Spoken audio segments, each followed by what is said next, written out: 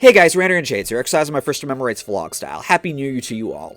We just finished going over my top 10 best songs of 2018 according to the Billboard Year-End chart, which if you haven't seen that video, it'll be annotated at the end of this video as well as linked in the description. Now it's time to continue shamelessly ripping off a bunch of music reviewers and go over the worst. These are the 10 songs that I think had the worst to offer and made me feel glad I don't pay that close attention to what's being played on hit radio. As you probably know going into this video, yes, these are just my opinions, and although I'm going to be pointing out a number of what I see as flaws, I am in no way trying to pass what I have to say off as 100% objective. That's never been the point of these videos. I mainly do these year-end videos to have fun roasting and critiquing. If you disagree with what I have to say about any of these songs, or you like the songs I'm going to be talking about here, that is totally fine. I'm not the kind of guy to be a dick about that. But the most I will say to you is to listen to what I have to say before going on any tirades in the comments, as well as to be cool while doing so, okay? Swell. Also, if there's a song I don't include on this list that you think I should have, it more than likely is because I either haven't heard it or didn't have enough to say about it. Which means no, Tekashi 69 isn't going to make any appearances in this video. Sorry to anyone who was wanting to see me rip into him. Don't get me wrong, the guy's a total scumbag, but I never went out of his way to listen to his music. With that said, let's go. Number 10. You people. I know, I'm copping out with this one since I've already talked about it in last year's Worst Songs video, but you know what? We've seen this happen with songs like Uptown Funk and 24K Magic. I guess it's only fair that this happens in the worst category, so allow me to make a point if I may. I really did not want to believe it when people were saying in the comments of last year's video that the song was going to carry over into this year's year-end chart. I really didn't. I thought it was going to go the route of so many other novelty joke rap songs and just fade into irrelevance. But no, we're actually supposed to take this seriously. We're supposed to take Lil Pump, this guy, seriously as a legit rap artist. You fucking people. Why do we let this happen? Why do we let songs like this make enough of an impact to where they're considered important enough to be listed on the year-end chart? Lil Pump is a joke, and so is this song. I don't even like it ironically or as a meme. Songs like this are why I'm so skeptical when looking into a rapper from this decade. People, I don't want to see this shit happen again. Songs like this don't deserve a spot on the year-end chart. Songs this awful deserve to be ridiculed to the point where they cower into that tight corner known as the land of irrelevance. And that's what I'm hoping happens to Lil Pump and other artists like him. If there's a silver lining, it's that I can pretty much guarantee that 10 years from now, Lil Pump is not going to be looked back on as a noteworthy, or dare I say legendary, rapper. He's going to be looked at as a product of the time, just like what happened to Soulja Boy. Okay, thanks for letting me go on that tangent. If you're wondering, why is this song only at number 10? It's because I already talked about the song in last year's video, like I said. If you're really wanting me to say something about Gucci Gang as a song, I guess I'll play a clip from when I talked about it last year.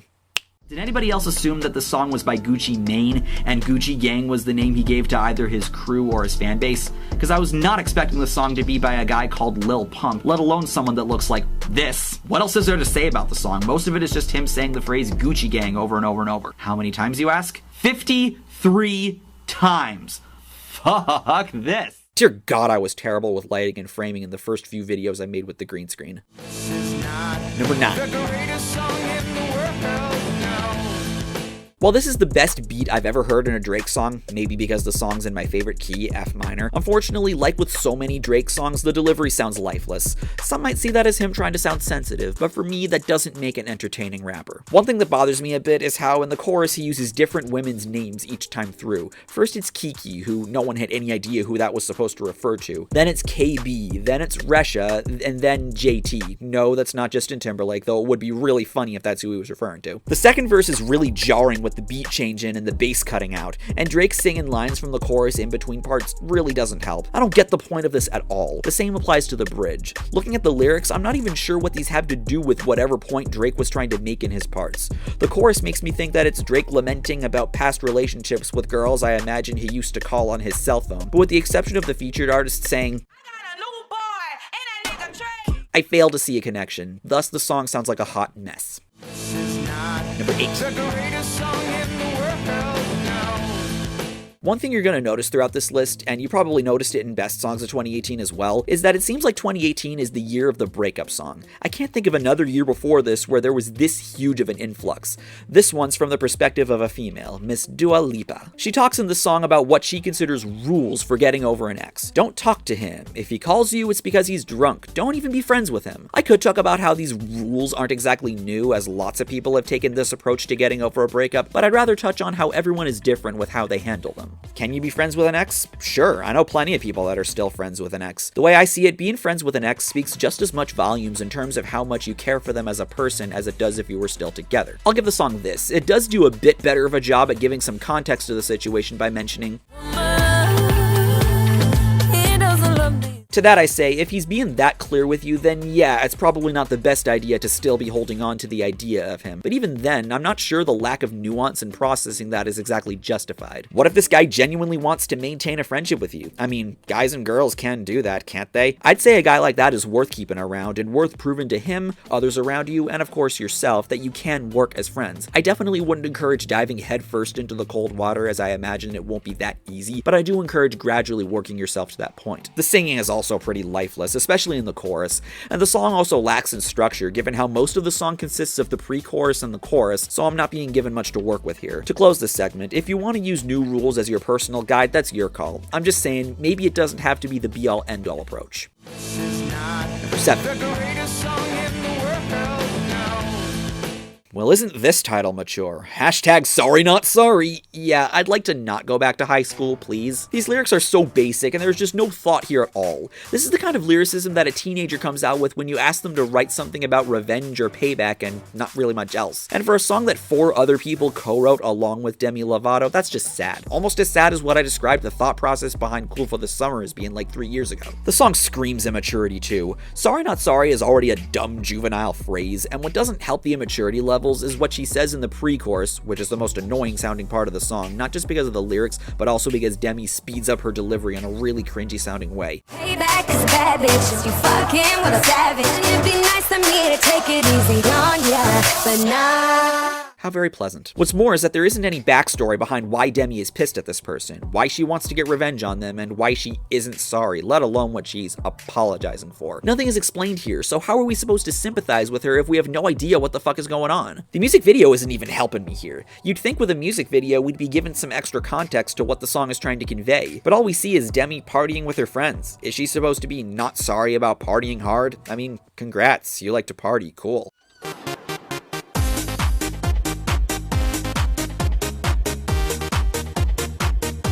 Why doesn't the song say a thing about this? No topic is necessarily off limits for creating a good song about. If you want to write a song about getting back at someone that fucked you over, as much as people might say you sound like a spiteful dick, if it helps you feel better, more power to you. But all I'm saying is don't half-ass it by being vague like in this song. Number 6. I listened to Lucid Dreams, and one of the first things that comes to my mind is how much potential was wasted, since I really like the instrumentation and beat in the song. It's just a shame it had to be used for such a whiny song by such a whiny artist. As far as genres this year went, 2018 was sort of the year of emo rap, and this song is as emo as you can imagine a pop/rap song being. On the subject of emo rap, I don't know if I've clarified this before in my video I'm Shades and I Love Pop Punk, but I really don't like the term emo. Why? Because it mostly refers to lyrical topics and doesn't really have a sound associated with it, which is the same view I have about Christian rock and Christian metal. With that in mind, of course these topics can be adaptable to rap. I don't think anyone thinks otherwise, so I don't think there's really a need for the term here. Anyway, if you've seen my Best Songs of 2018 video, you'll know I featured a couple breakup songs on that list, one of which could be considered emo rap. This song is so much whinier. At least with Better Now, there's a way you can interpret the lyrics as not being as bitter as Post Malone might sound, but here Juice WRLD goes out of his way to say, "Found another one, but I am the better one." Totally subtle and not at all like Shawn Mendes. Speaking of that song, doesn't this melody sound familiar? I still see your shadows in my room. Then there's lines like, "Who knew evil girls had the prettiest face?" I just can't interpret this as anything else other than bitterness, so it kills my ability to sympathize with the guy. Him also having a song called, and I really wish I were joking with this, "All Girls Are the Same," really doesn't help. It should go without saying that just because you had a bad experience in a relationship, that doesn't mean that person has to represent the whole of whichever gender you're dating. If you have that mindset, people are going to feel less inclined to side with you, let alone take a chance with dating you if you ever feel compelled to dip your feet in the water with moving on. Juicy Juice's delivery here is also pretty sleep-inducing. It's kind of ironic that the song is called Lucid Dreams, since the overall tone of the song makes me feel like falling asleep. Not to mention, there's really nothing in the song that references having a lucid dream, which is basically one of those dreams where you're aware that you're dreaming. I've had one of those dreams where my brother was dating a friend of mine, and I was like, "Wait a minute, he already has a girlfriend. This dream is stupid. Fuck this, I'm waking up." He just seems to be talking about having dreams in general about this girl. Not exactly out of the ordinary, but that's not necessarily what a lucid dream is. And just to add insult to injury, his name also annoys me. Not only do I hate how he spells world, but his name makes me think of two things. First is if Juicy J had his own theme park, and second is that Ed, Edd n Eddy episode where they keep revamping the same scam and one of them was called Fridgeland. Doesn't Juice WRLD sound like something straight out of that? Number 5. Cardi B. Just when I start to think about how irrelevant Iggy Azalea is, she starts popping up. Isn't one Nicki Minaj enough? A lot of what I don't like about Nicki Minaj is present with Cardi. Annoying voice, arrogant attitude, not great flow, they're here in this song. I Like It, not to be confused with I Love It, which we might or might not be talking about later, is pretty much a standard brag rap song. Male or female, I've never liked these kinds of brag songs when there's a shit ton of references to money and jewelry. The Spanish sounding instrumentation sounds okay, but the thing I find to be really grating is these drunk sounding people saying, it happens over and over in the chorus, and it's like, okay, we know, go home, you're drunk. Like I talked about with both Despacito and Mi Gente in last year's Worst Songs video, the song has sections in Spanish. After all, one of the featured artists is J Balvin, one of the people behind Mi Gente. I'm not against foreign music, but that doesn't mean there isn't potential for this factor to be an inconvenience among the English-speaking audience. So like I did with Despacito and Mi Gente, I ran the two guest verses from Bad Bunny, that name is so goddamn adorable, and J Balvin through my trusty Google Translate. Maybe there's something to this that I'm missing, but the results don't sound at all coherent. I guess they mention things they like, which I guess is what the song's about, but other than that, this is all, for lack of a better term, foreign to me. To be fair, I'd much rather listen to this than Mi Gente with that awful beat. I guess we can blame that on the producer since the production here is clearly better, but still, other than an admittedly catchy beat, I don't think the song has much else to offer. Number 4. So this was the song of the year. I didn't mention when we were talking about In My Feelings that Drake's album Scorpion, which leaves me just wishing and wishing and wishing and wishing that I were listening to the Scorpions because that sounds much more fun, went platinum pretty much immediately after its release due to all the streaming taking place. Don't get me wrong, I do think that with the way music is listened to nowadays, streaming kind of has to factor into chart positions and certifications, just not like this. A lot of that had to do with how big God's Plan was. Whenever I hear any part of the song, I just start laughing at how the song contains pretty much every popular Drake cliche, much like Hotline Bling did. Uninteresting beat, monotonous singing, the works. We all know how much of a meme Drake is, and he can be a pretty goddamn funny meme. I can't really say any memes this song spawned measured up to the ones that Hotline Bling spawned, or even the ones that came from his appearance in Nicki Minaj's Anaconda video. One other thing I've noted about Drake over the years is how much he loves metaphorically sucking his own dick in his songs. He's made a lot of I Made It songs in the past, and now here he says it was God's plan. It was all part of the plan for Drake to be this huge mega success in life and death. He might have some haters, and he might have some beefs, but God will help him see that through. And we also have God to thank for making Drake so virtuous. He don't want any 6 a.m. quickie cuddles, he wants a serious fucking. And even if he's committed to you, it don't take away from the love he has for his mother. Aww. Even though I am someone who believes in a God, I've never been sure if I really buy the whole divine plan thing. There are aspects to that idea that make God sound sadistic as hell, and I'd like to believe God is better than that. I mean, I can't fault Drake for feeling good about himself with or without a God in his life, even if he says, I feel good sometimes I don't. I just find the God shit to be really corny here. Drake in general is corny, and I guess that's why I laugh so hard at this shit. Like I said, basically any Drake cliche you can think of is in this song, including the song sounding really goddamn boring, which I guess is also part of God's plan, right? Thanks, God. I guess. I will say I do think it was cool that Drake donated a significant portion of the money for the music video to various people in Miami, even though it says at the beginning of the video that he donated the entire budget. Like I said in an old video, I'm not gonna fault you if you want to do a genuinely good deed out of the kindness of your heart, but I can't help but wonder why it comes off at various points in the video as just more of Drake stroking his ego. That's always been the problem I've had with people who shout to the world that they donated to a charity or helped people in need. I don't have a problem with them doing it, it just comes off as very virtue signaling, and tying God onto it does not help with that. Number 3. And the award for most appropriate song title that correlates to how I feel listening to said song is XXXTentacion! Yay! Listen, real talk. I know X died this year, and I do genuinely feel for those who were close to him. Even though I do not at all condone how abusive he was to his ex-girlfriend, I don't want to be one of these edgy motherfuckers going, I'm glad he's dead. Especially when I have heard the dude was wanting to work on bettering himself as a person before his life drew to a close. The point in me mentioning this is that while I am going to be roasting his song, that's all I'm going to be doing here. I don't want anyone thinking I'm wanting to shit on a dead man as a person. As a man who might or might not have used to be my favorite YouTuber once said, it doesn't make the song suck any less. You feel? Good. Now that that's out of the way, God, this is basically a living stereotype of everything people don't like about the mumble SoundCloud rap stuff. The beat sounds depressing, and X's delivery sounds borderline inaudible, like he just wants to be somewhere else, probably sleeping or getting high. This is just, well, sad. Lyrically, there's less effort being put in than with Lucid Dreams. That song was bitter and whiny, but this just sounds like a middle schooler writing about his first breakup. All those strawmans people like metal elitists make about metalcore and pop punk songs, it basically amounts to all this song says. And it barely says a thing. There's only one verse in the whole song, and it's 8 lines long. The rest of the song is pretty much just the chorus and one dropout where we just hear the chords and a few kick drums. And that's it. Again, this is all just sad, and it's even more sad that this song made as much of an impact as it did. And that's of course leaving aside the abuse he was guilty of, but that's none of my business. Number 2. I was expecting Cardi B to potentially top the list this year, but I somehow always surprise myself while working on these. I don't want to repeat stuff I've already said during the I Like It segment, but the thing that makes that song more tolerable is the Spanish backdrop. Here we have a dramatic sounding beat, which combined with how angry Cardi comes off as in her delivery, as well as the lyrics and the chorus and the second verse, she sounds like she wants to kill someone.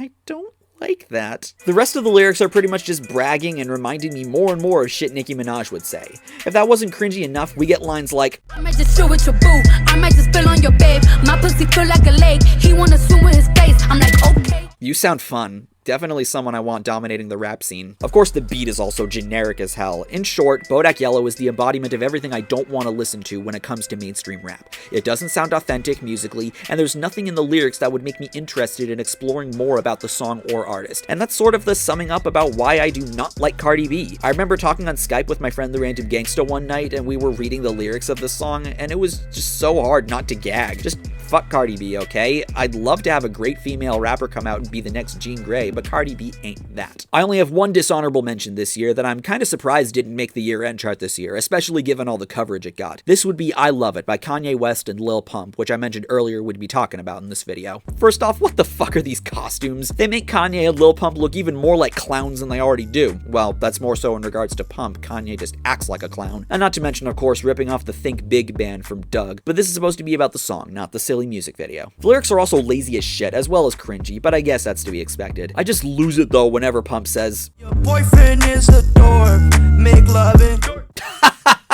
Really? A Superbad reference in 2018? Don't get me wrong, I love Superbad. It was one of my favorite movies in middle school, as well as one of my favorite Jonah Hill movies. But the McLuffin thing sounds so dated and could easily be salvaged with something else, like maybe an Ed, Edd n Eddy reference, even though I think that might actually be even more dated, I don't know. Kanye barely even tries in his verse. He repeats the line, "I'm a sick fuck, I like a quick fuck," over and over and over, and says a bunch of random shit that sounds like the line. Like, I'd like to think Kanye is capable of better, given the reaction I seem to get whenever I mention my contempt for the man, but this does a horrible job of selling me on him, especially with how boring the beat is. It also solidifies how I want nothing more to do with Lil Pump, and hope he fades out soon after this. I wouldn't say I Love It is as bad as Gucci Gang, but the auto-tune on his voice sounds obnoxious as fuck. Hopefully this song doesn't carry over to next year's year-end chart. If it does and I include it in Worst Songs of 2019, I'm just gonna play all my no clips from my clip folder in succession. And just to show how even more ashamed I'll be of the fact, I'll dab for you too. Oh God, what am I getting myself into? Number 1. Before I get to talking about the song, am I the only one that imagines Austin Dicky of For the Likes of You and the Dicky Dines Show as a gangster rapper whenever I think of Lil Dicky? I'm pretty sure someone's made that joke about Austin dozens of times. Now, I get that Lil Dicky is supposed to be some sort of comedy rapper, and it might be kind of out there of me to throw such a song on this list, let alone in the number 1 spot, but even without that factoring in, this song is still a headache-inducing mess. Freaky Friday is an okay movie, and I'm sure it isn't hard to write a song about the overall premise of the movie, switching bodies with another person, but one of the biggest questions I have about this is, why Chris Brown? Why specifically him? And it's not because I'm one of these cancel culture yuppies that thinks that Chris Brown just can't be enjoyed or appreciated anymore, and he shouldn't have any success or anything like that. If he still wants to make music, fine, and if people want to still enjoy his music, that's their business. But Lil Dicky talks about how he can now say nigger, and how he has a big dick now that he's in Chris Brown's body. If we're really going based off stereotypes here, couldn't Dicky switch bodies with any other famous black musician? That's racist! Yes. I know, the premise behind this song is pretty goddamn racist. But like I said in my NoFX video, I do think sensitive subjects can be joked about provided they're clever and there's a good sense of timing. I could see a song like this working if the jokes were, at the very least, more original. But again, why Chris Brown specifically? Is his dick really that spectacular and standout?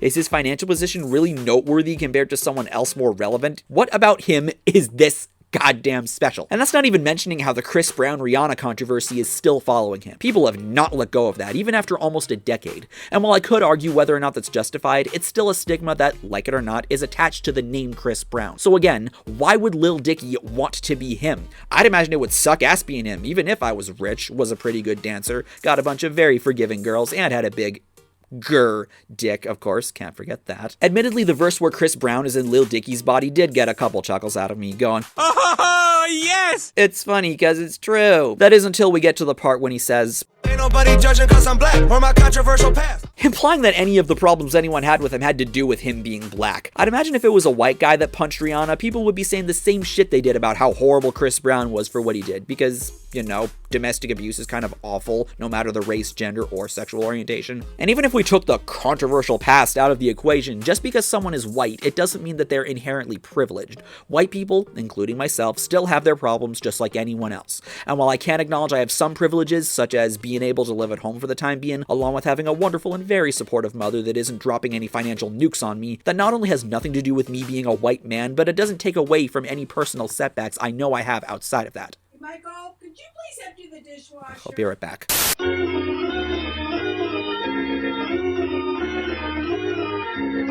The way the song ends is also dumb as fuck. Dicky randomly becomes Ed Sheeran and says it isn't as cool as being Chris Brown. Get it? Cause he's white? Why wouldn't it be as cool? I mean, Ed Sheeran is more relevant than Chris Brown. He doesn't have any skeletons in his closet, that I know of at least, and in my opinion, he makes better music. Then he becomes DJ Khaled, cause funny memes. Then he becomes Kendall Jenner for some reason, and we get the same problem with the Chris Brown references. He just pulls an Amy Schumer and talks about having a vagina when couldn't he make that same unfunny joke with basically any woman ever? It's not like Kendall Jenner's vagina is really otherworldly. Jesus, this song gave me such a migraine.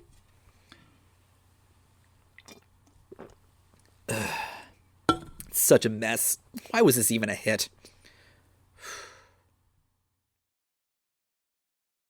Hope you enjoyed this video, and I hope that even despite shit like this, 2018 was a good year for you. It was certainly the most productive year I've ever had for my content so far, and I hope I can be even more productive with it in 2019. And hopefully we can also go down the path to make pop music great again. Thank you for watching this video, take care, and have a nice day. I'm Shades, and I'll see you next time.